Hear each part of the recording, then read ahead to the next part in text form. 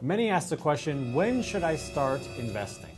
And the answer is always today. The best answer is yesterday, or a year ago, or 2 years ago, or 5 years ago. But the reason why it's important to start right away is because of this magical thing called compound interest. Whenever you're investing, it's not about the percentage that you get this year, or next year, or next year, or next year. So let's say you get 10% a year. If you're investing and you get 10% a year, let's say you invest $10. The next year you're going to have $11. But the next year you're going to get 10% of 11. So it's even higher. And then the next year you're going to have 10% of 12.1. And then the next year it's going to keep on going up and up and up. Warren Buffett is a great example of this. Warren Buffett's wealth, his net worth, he's one of the richest men in the world, but over 90% of his wealth came after the age of 65. So he started investing when he was 15 years old. And so for the first 50 years, compared to the last 20, 30 years, 90% of it came all at the end. So the compound interest, the effects of compound interest, are always reached at the very, very, very end. The punchline here is that when you're investing, time is your friend. Time in the market beats the timing of the market. So sometimes people are thinking, well, I'm gonna wait until I have more money. I'm gonna wait until the market's down. But if you, instead of thinking that way, you think, no, I'm just gonna let things ride for a very long time, then compound interest can really do its work. So the short answer to when should I start investing? Right now. So should you have a budget or should you not have a budget? Sometimes in life, when you ask these very basic questions, the answer is obvious. Should you work out or should you not work out? Should you eat healthy or should you not eat healthy? Should you read books or should you not read books? You don't need to be a rocket scientist or a professor to know the answer to these simple questions. And yet, we often don't do them. We don't do the right thing. So should you have a budget? Yes, you should definitely have a budget. And I think that's obvious. You kind of already know the answer to the question. So the question, should I have a budget, is not the real question.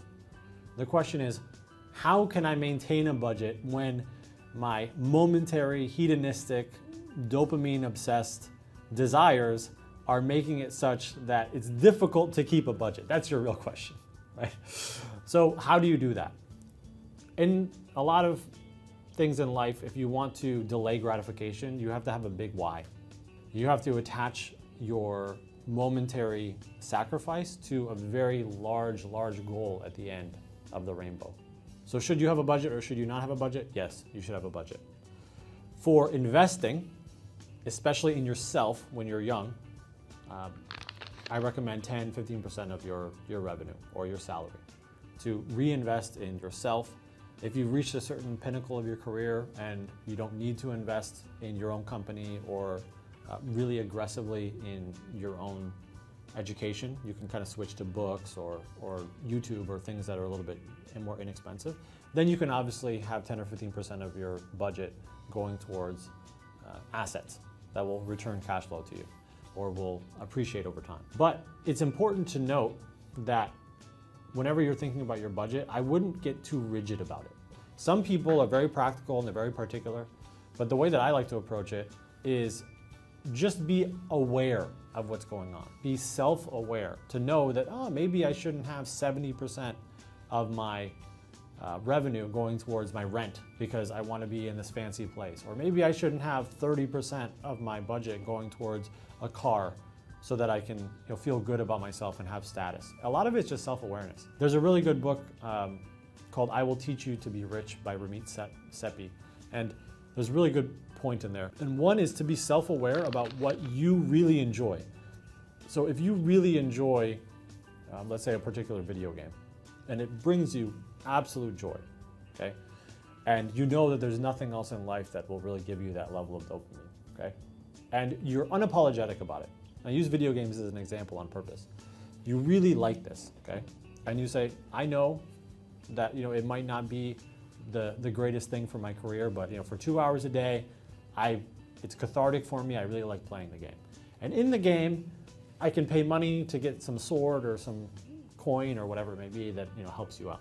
Don't feel bad about that if that's the thing that you've put your stamp on and say, hey, this is gonna make me happy. It's okay to over budget for things that are really gonna make you happy. It's okay. So whenever you're thinking about your budget, just be self-aware. What are the things that really make me happy? What are the things that I'm spending money on that don't really make me happy, but I'm probably buying them for status or insecurity? How much money should I spend on rent? How much should I spend on food? And then make sure that you have 10 or 15% budget for investing in yourself in the beginning of your career and then eventually in assets. Particular budget doesn't really matter. Just be self-aware and be on purpose about making your budget.